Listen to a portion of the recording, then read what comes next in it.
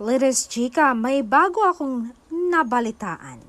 Kahit hindi magkasabay ang magjawang Donbell na umuwi ng Pilipinas, ay sinigurado raw naman ni Master Oni Donnie kung sino raw ang makakasama nito pauwi at ibinilin rito.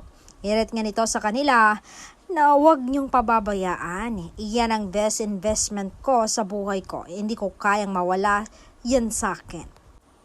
Isasabay ko na lang sana, kaso gusto niya pang mag-enjoy at maglibot dito sa Sydney.